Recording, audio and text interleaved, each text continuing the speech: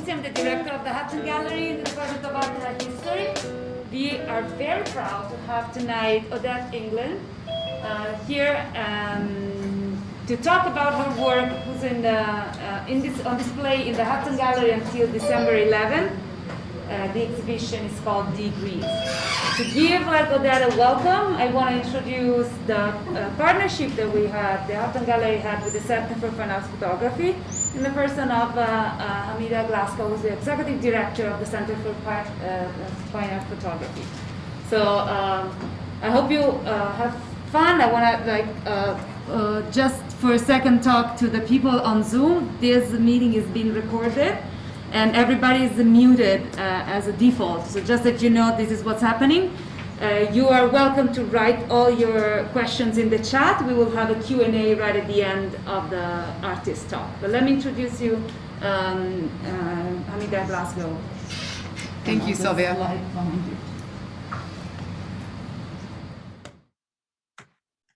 It's been really a joy to work with Sylvia and the Hatton Gallery on this partnership to show Odette England's work.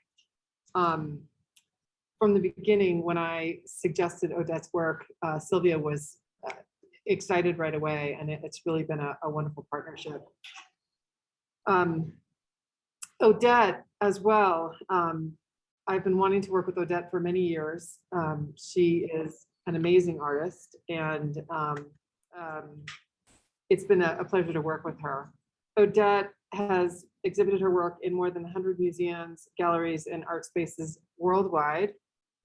She holds a master's in communication, culture, and language from the University of South Australia, an MFA in photography with honors from Rhode Island School of Design, and she received a scholarship to complete her PhD at the Australian National University. She writes essays and reviews for numerous journals, magazines, and blogs, including Photo Eye, Strange Fire Collective, and Lens Scratch. The real thing I want you to know about her, because you can look up her resume online on her bio, and I strongly suggest that you go to her website. She is this work is one body of work, and she has so many that are really worth exploring and looking into. But so the real thing that I think you should know about her is she is the consummate artist. Odette is fundamentally a curious person, and that curiosity drives her to be prolific, both as an artist and a writer. Her work is a series of investigations that lead to other lines of thought and circle back to a whole new way of beginning again. To have a conversation with her is to explore these different worlds and the way that words connect and the way that those words relate to completely different things, but how you can look at them in a similar conversation. Fascinating. I'm constantly learning something new every time we talk. And we are truly fortunate to be here tonight for her talk and to experience her work later in the gallery. Odette, I just want to say to you, thank you for your vision and for bringing that beautiful mind of yours to us through your artwork and writing. Thank you. Thank you. Thank you without end. And I'm handing it off to you. Okay. Hi, everyone. I'm going to share my screen. Okay. I'm going to start by telling you a story in the dark. I had parked my mum's car on the roadside, and my mum and daughter got out and they hurdled the fence into the neighbouring charred field to find lizards that we could rescue and rehome. And I was leaning against the car, and I had my camera, one of my cameras, around my neck. And I was listening, or straining to listen, because there was no bird call, there was no wind, there was no sounds of farm machinery. It was this grotesque very drawn out silence, and a feeling like, on the one hand, like that lump you get at the back of your throat when you're choking up, but on the other hand, it felt like a deep drop in the pit of my stomach. It was just a very hollow, profound silence. And across the road, there was a small gully, and there were two cars parked at the end of a very long dirt driveway. And they stood out because they were really the only little splashes of colour that were anywhere to be seen, save the bluest of skies. It was an incredibly beautiful blue sky day. And at the top of this driveway were the remains of a large old house, and it was just now waist high rubble. And the only thing that remained that was standing upright of this house was like a double brick chimney. And walking down the dirt driveway was an older couple. The man had a walking stick, and the lady was wearing this like a headscarf. And they were both leaning into one another, and they almost so that they formed one person, and it was kind of hard to tell who was supporting whom. And it was this slow shuffle, and they were mostly looking at the ground. And behind them was another couple, a younger couple, and the younger man spied me across the road, and he came across, and he looked, I don't know, about my age, I guess, and we didn't say a word to one another. And he turned and he leaned against my mum's car next to me, and we both looked back into the scene that I had been watching unfold. And he told me that, and bear in mind, no introduction, he told me that the older couple were his parents, and that this had been their home of 47 years, and that they had just escaped in time. They'd heard the peals from, there are these huge omnidirectional sirens all over southern Australia. And when they ring out, you know you need to get in your car and you need to go. And they had got out in time, and they'd returned back to what was their home to see if they could find things. And they were especially looking for this wedding portrait. They wanted this photograph that sat on their mantle because, you know, they'd been married all this time, and portraits were really expensive back then to have made. And of course, you know, it wasn't there. And the man, this man, the younger man, the son, said, you know, how do you, to his parents, like, how do you deal with this? You have lost everything, like everything. It's all gone. And his dad paused and turned to him and said, but you're so wrong. I am holding everything I will ever need, referring to his wife. And the son's face, when he got to this point in the story, was like overcome with this extraordinary pain. And it was a photograph. He was a photograph. I was looking at a photograph, or the promise of a photograph. And I felt my hands go to either side of my camera to lift it up. And, you know, of course, if I kept moving the camera, you know, his expression probably would have changed. Maybe it would be different. Maybe it would be photographically better. And there's a moment that, at least for me, when time stands still, but at the same time it speeds up, and then there's no time at all. It was like that. It was a few seconds stretched out to ages. And I realized what I was doing and how unbelievably rude and what an unforgivable and heinous act it was to even consider making a photograph in that moment and fixing his pain for like my pleasure.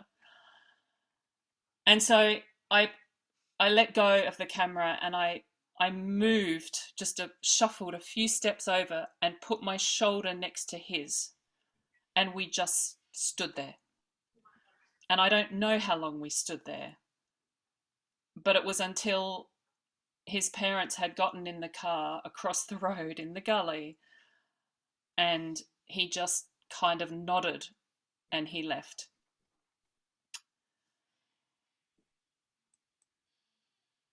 And this was the only photograph I felt that I was capable of making on that particular day. This is further around the bend from where I parked the car, and I was looking back toward the house that once was.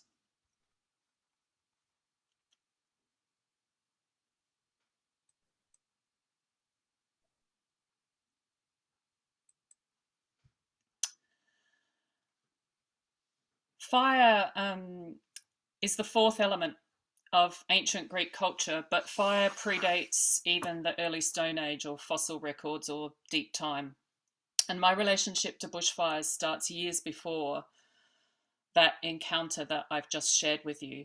And I'm going to play for you just a couple of minutes of this little film.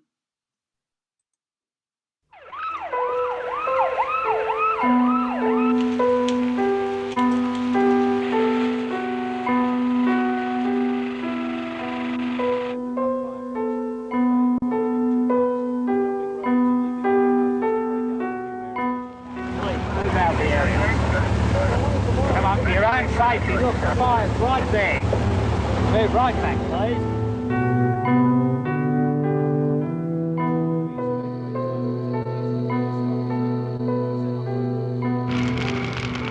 We've heard wind before, but I suppose it was just like hundreds of jets landing at your back door. There's a wall of flame, 500 metres long.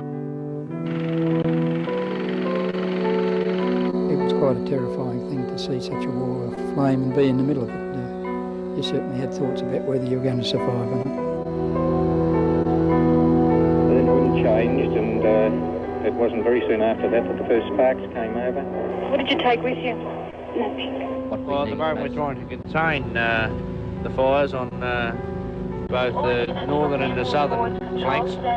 We seem to have the one on the... Quite apart from the personal injury and loss of life, the severe burns suffered by people. Being caught in a major bushfire, a rapidly moving wall of flame is a horrifying experience. As many residents watched on in horror from the local hotel, Macedon was engulfed in flames. And as daylight shows the path of the fire, the hundreds of people who have been evacuated from their homes are beginning to realise they may have lost everything.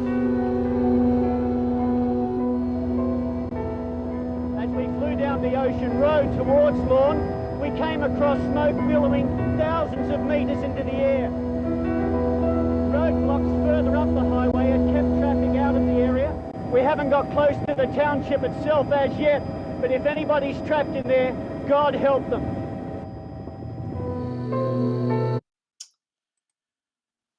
So that film was made a decade after the bushfires of February 1983.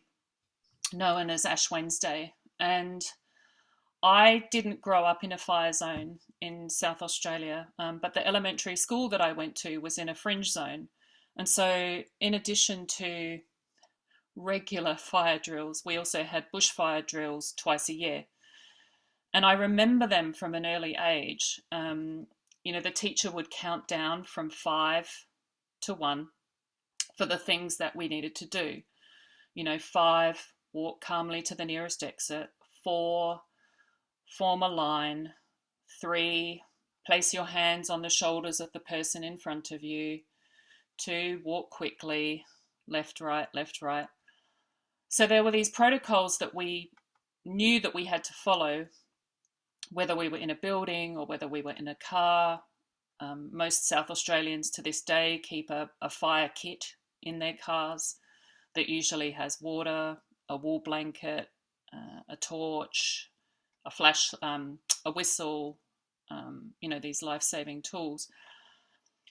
I was in grade 4 when the Ash Wednesday fires hit, and the school telephoned all of the parents to come just after lunch to come and pick up all the kids. And so my mum drove in from the farm, and on the drive home, this little very, very poor sort of destroyed image that you see here, which is from the film that you've just seen a part of, is exactly how it looked looking out the window driving back. And it wasn't because we could see flames, it's because of the amount of smoke and ash that were in the air. It was bright and dark and heavy and light and almost every binary opposite you can think of to describe a fire.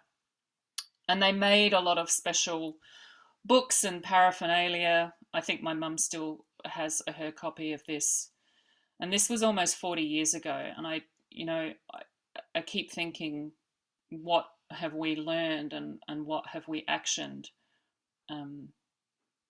despite all this time having gone by?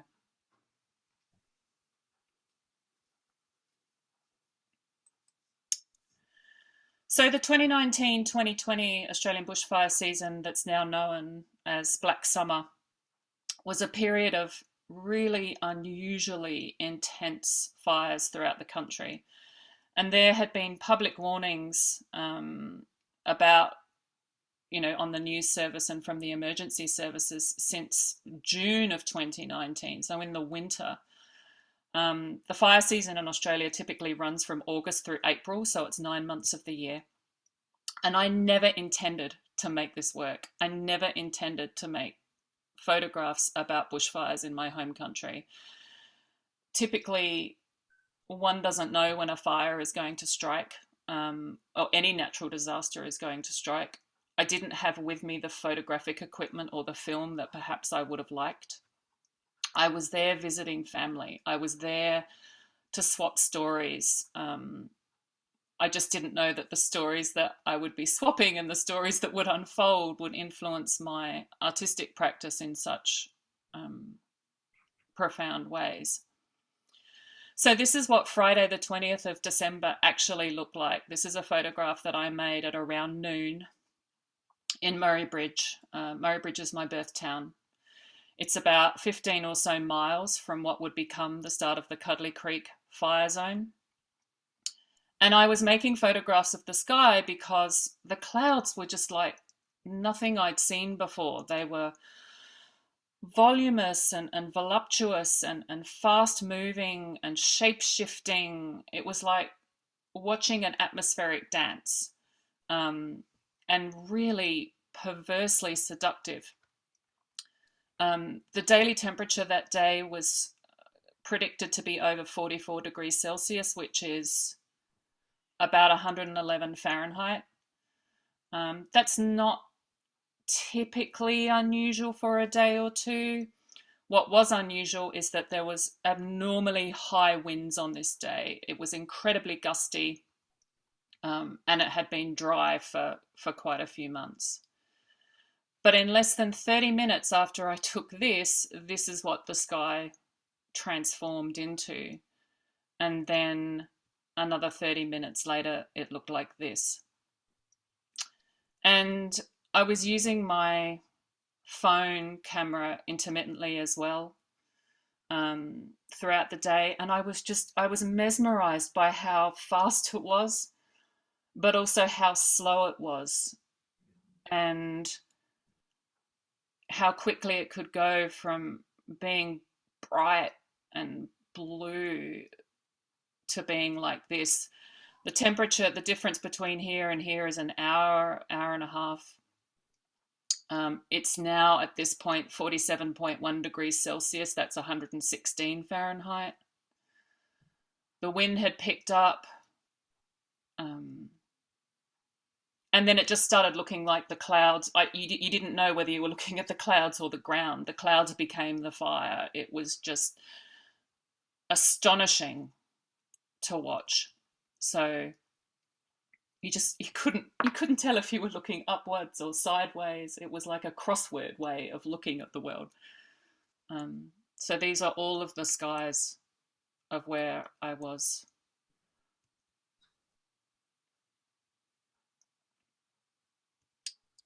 By 4 o'clock in the afternoon, it looked like this. And then this is shortly after 5 o'clock. So it made its own, the clouds, the ash, the smoke had created this incredibly voracious weather system of its own. And the next day, this was the state newspaper, Saturday the 21st of December. This was the front page of the state newspaper. And just to put into context, because I have trouble with visualizing large numbers. So a week later, which is around December the 27th, these little red dots you see everywhere, it looks like Australia has measles. Blazes, these are like little fire detection hotspots, and you can see they're all over the country, but they're not an indication of how big the land is being burned. And I looked at this map and thought, well, that doesn't look that bad. It's a big country. And it wasn't until I started looking at other maps that I realized how bad it is. That tiny little spot where it says Adelaide near the bottom lower left, that tiny little spot right there, that's 25,000 hectares, which is just over 60,000 acres. So we're talking about a big piece of land. And I thought, okay, I need to put this into context of where I live now. If you took all of that burned land, that's what would all be destroyed if you planted it somewhere in the US. But it's not just Australia, of course, that has fire catastrophe. It's a global phenomena. 6 months later, this was in the New York Times magazine. So this is August 2020. And almost a year later again, this is the Sylvan Fire, as it burned in June of this year in the Sylvan Lake State Park in Colorado. So these are all these little small stories from a much larger narrative about climate and weather and catastrophe. And there's a really tragic relationship back to photography, because cameras are terrible at capturing the color reality of what these events actually look like. This is a piece from the Atlantic in November of last year. But it's not just color where photographs of fire fail us.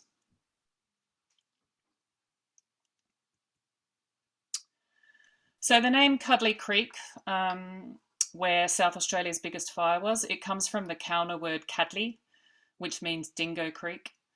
And the Kaurna are the original peoples of these lands. So Cuddly Creek is a very small town. It has a population of about 470 people. It's only 19 miles from the capital of Adelaide. And this town marked the start of what would become, at that time, the state's largest bushfire. So that's me standing on a mound of ash. My mother took this, and just to put in perspective, I'm almost 5'9".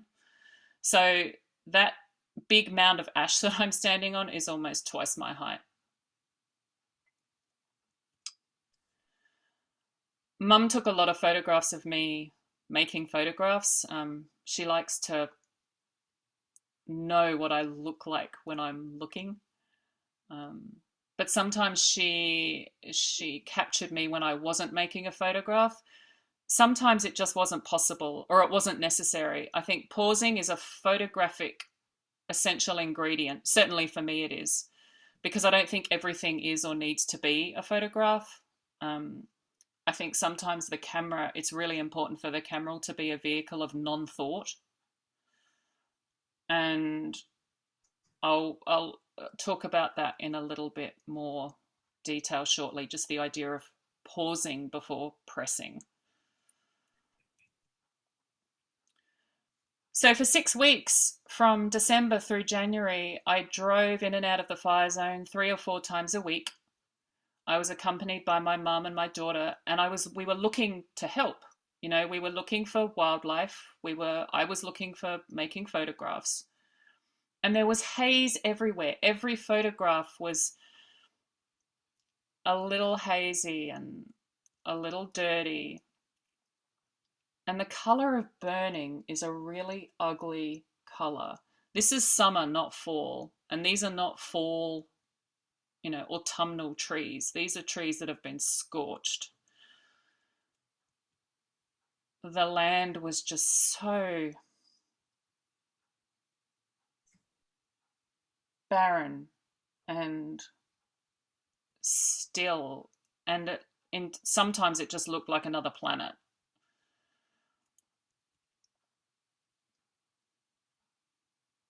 So these I made all on film while I was there traveling around.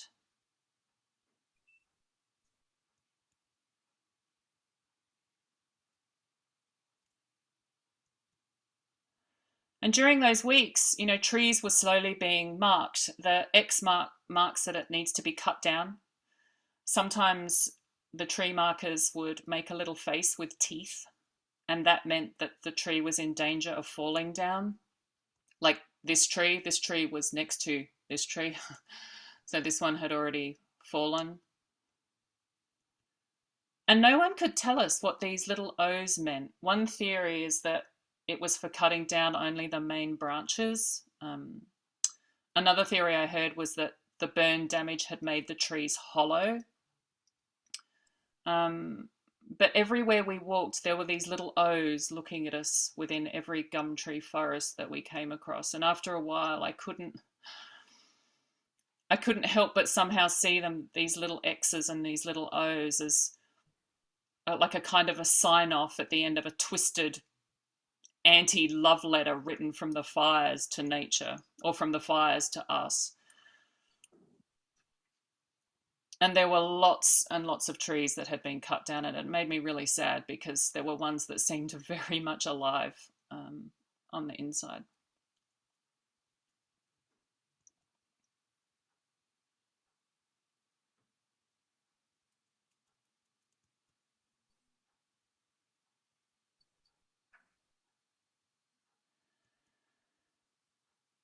There were lots of locals who started leaving out seed trays and cherry tomatoes stuck onto fallen branches for the birds, because this is one of South Australia's richest reserves for bird life, and the birds had nothing to eat.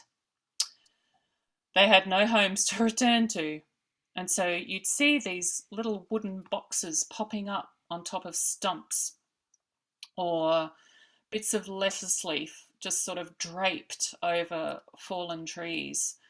All this sort of temporary feeding ground and temporary shelters. I will say the next image does include a deceased animal from a distance, so I just want to make that known before I show it. So as of March the 9th, 2020, the fires had burned something like a bit over 18 million hectares, which is almost 50 million acres. They burned for 9 months in total. They killed 34 people. They destroyed 3,000 homes, and they killed and displaced nearly 3 billion animals. It was truly an animal apocalypse. And there was only one photograph that I felt like I could make of a deceased animal, and it's because it's a kangaroo lying in between those two center trees in this beautiful shard of light. There's a joey in this photograph that's not visible because it's out of the frame off to the right. And we wanted to rescue it because its feet had been burned so badly it could barely move, but it wouldn't leave its mother. And kangaroos growl or hiss or grunt or cough when they're stressed. And they do it to different extents depending on how threatened they feel. Whereas mother kangaroos make these clicking or clucking sounds to call to their young. And so my daughter and my mother and I were clicking and clucking our way around this scene just to try and let this Joey know that we meant them no harm.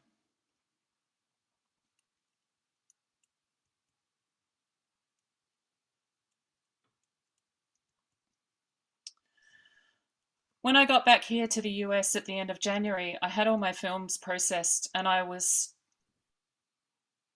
lie, I was so disappointed that the images just didn't reflect all of the ash, the choking sensation from the smoke. You know, ash is the key leftover, the key remnant of fires, and my images just simply didn't show it. And I had trouble seeing my photographs as anything but these poor excuses for what actually being there had been like. You know, they felt very stark, very clinical, too simple. You know, they were technically competent, but there wasn't much else to them. They didn't feel interesting to me in a way that, this is a terrible comparison, but it's like the first time I listened to Nirvana, Nevermind. I'm not a big Nirvana fan, but the first time I listened to it, I thought, I am listening to something really new and exciting. And the pictures did not feel like that to me. And so I let them sit in a drawer in the dark, because I felt like I had to wait for their meaning to come to me. And this is when, that time you put your photographs away because your photographs don't need you. My photographs didn't need me, they needed time, and I needed time. And the reason I needed time is because it took me a good while to realize that I needed to put the ash back. I needed to make the ash viscerally available. And fortuitously, without realizing it, and I do this a lot, I'd collected buckets of ash while I'd been photographing without knowing it would have any purpose, without realizing how important it would become as a material. So I reconfigured our garage here in Providence, and I turned it into a cloud for months on end. I was vigorously rubbing this bushfire ash into my prints. I was rubbing it into silver gelatin prints in the darkroom. I was rubbing it into digital prints. I was rubbing it into prints made onto bamboo fiber. And I was learning along the way that ash is an extraordinarily difficult material to work with, because it's fine, but it's gritty, and it hangs in the air, but it also dissipates. So like a fire, it has a mind and a direction and a will all of its own. And for all of my coaxing and my wishing and my vigor, the ash would just dig in its heels. And so, and you know, letting go as a photographer is really hard. You know, we are trained to be in control. We're trained to be in control of our equipment, our scenes, even our subjects if we can. We're taught how to make tens of seemingly little decisions so that big things will happen, or that things will go the right way most of the time, or won't go the wrong way. And my art practice has always been about giving over, or giving in, letting nature or the conditions of the people that I'm working with to affect the work. Because photography uniquely can be a really generous and generative act if you stand shoulder to shoulder with your materials and your sources, or whatever it is that you're using, and you make it a collaborative gesture, rather than as an artist trying to focus ourselves forward and above and to try and control every little aspect. Material will have its own sensibilities, and if we're willing to give it space and let them own their future, I think something really special can happen from that. And that's what I found. I found myself wanting to make pictures that I hadn't seen of fire. I didn't want to try to correct colors that a camera couldn't see or couldn't determine. I wanted to make images that were dusty and dirty and penetrating, that were more than skin deep, more than ash deep. These kinds of representations of all of the potential that sits above us, in this case the clouds that were filled with ash, and then alongside us in the land. You know, I was looking for images that look like ash and soil and wind. So these are all unique prints. They were all handmade in the darkroom from heat damaged negatives, and they were printed onto this very soft paper that just kind of drinks up photographic chemistry, and thus the ash. Like it consumes everything that you put on its surface. And I think as a photographer, I think it's perfectly okay to make work that negates photography's rigidity and exactness. I think it's perfectly okay to make photographs that elaborate on what the camera provides us, because a photograph as an object is always just a surface. But I felt like when I was making this work, I was making it more of a surface for feeling. That's not my beautiful quote. Surface for feeling is a quote by the wonderful writer Nicholas Molnar. But those images only took me so far, and I needed another period of kind of rest and reflection. And as an artist, I rely on that little prefix re a lot, you know, reflection, reconsideration. I sit with my work for extraordinarily long times and my ideas, before I get to because, it's not wasted time. Someone said to me, don't you feel like you're wasting time? I'm like, well, no, because we as humans don't see like a camera. We go through life anticipating everything that we're going to see, and so we miss things. And I feel like my work and my ideas, they'll flourish if I just water them with my eyes and with the benefit of time. And that's what I felt like this work needed. And so I started studying, just looking at photographs of other people's photographs of bushfires and studying the shapes of flames and the fact that every shape is unique. Every shape is malleable. In fact, they don't really have a shape. I can't even describe the shape of a flame, because it's not really, it's flame-like. It's not puddle-like. It's not a polygon. It's not a dodecahedron. It's, you know, it doesn't have a name, at least not that I'm aware of.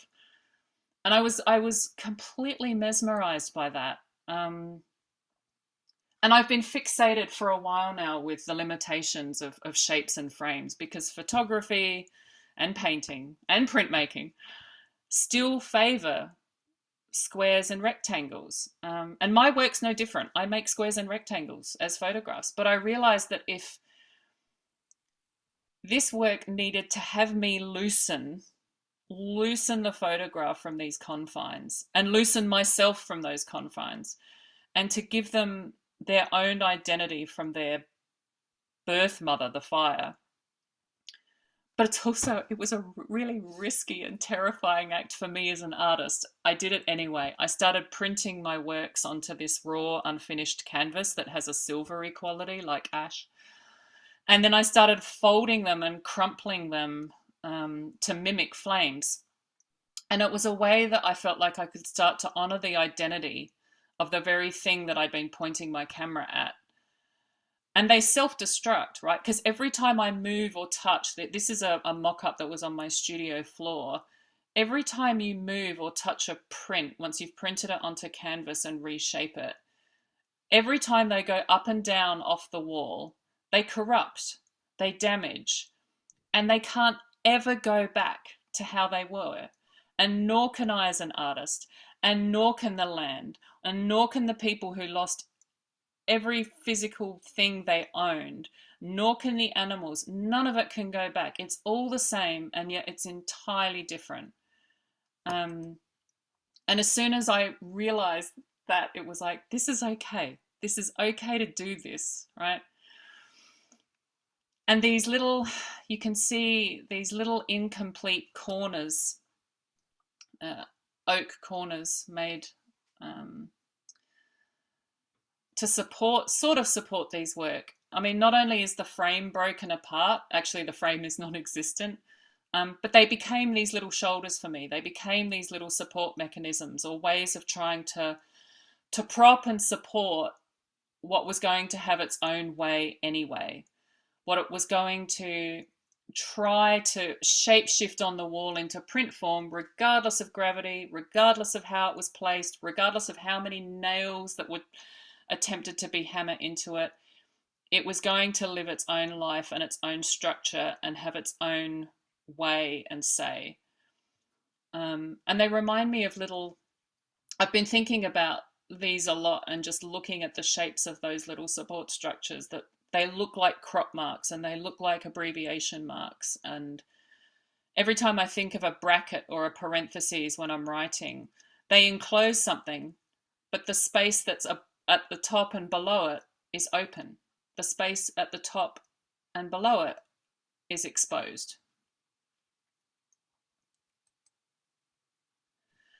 But not only do these shapes of these works mimic flames, they also mimic, and I didn't really heed this at the time, of course, they also mimic the shape of the many, many, many buildings that I encountered while we were driving around. And I think despite being a photographer, my eye isn't fully satisfied with just seeing. My hands need to be involved. My handwork needs to be present in my work. My body needs to be involved and engaged. And I think that's how, to some extent, much of this work came about. And so for those of you who haven't yet seen it or can't see it, this is one of the installation images at the Hatton Gallery, where you can see the works on the left there,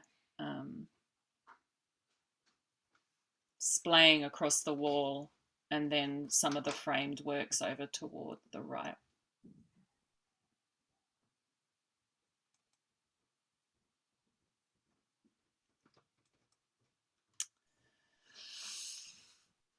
I want to finish by just acknowledging how important community is all the time, not just in times of crisis or in times of great happiness or celebration. Because of all the work I think I've ever made, this is the one that took the most trust on both sides, and a kind of shouldering of responsibility and a commitment to collaboration that it feels like, can sometimes feel like a rare bird in art and art making. And I'm enormously grateful to the Colorado State University and the Clara Hatton Gallery, and to all the folks who brought together this exhibition, working to install it, to Sylvia, especially to the Center for Fine Art Photography and Hamida, for her trust and her vision, for the invitation, for the many discussions we had in the lead up to this show, and then for everyone for being present and listening to this talk today. And to those, there were the very 3 kind nominators for the Prix Pictet who even considered putting this work forward for this year's award. This is just one of the hundreds of signs in the photograph here of support that we saw as we were driving around. These beautiful, homemade, really honest, heartfelt messages of thanks and encouragement to the thousands of volunteers who worked in the name of community over the holidays, and whose unrelenting charity and big-heartedness meant that, if nothing else, when something is destroyed, something renews. And fire is an extraordinary metaphor for so many things. You know, it's for better or worse, a pervasive feature of our world. And, you know, we rely on it for survival. But in all of that, we also, I believe we have to rely on each other, because we can't maintain any kind of proper balance without it. And one of the many great learnings, I think, from making work about something that I had never intended to make work about, that I'm still mentally wrestling with is that photography can be a profound, really profound act of love, and our eyes are one of the few parts of our body that don't grow old, and that don't necessarily they're good at continuing to see, as long as we're keeping on looking.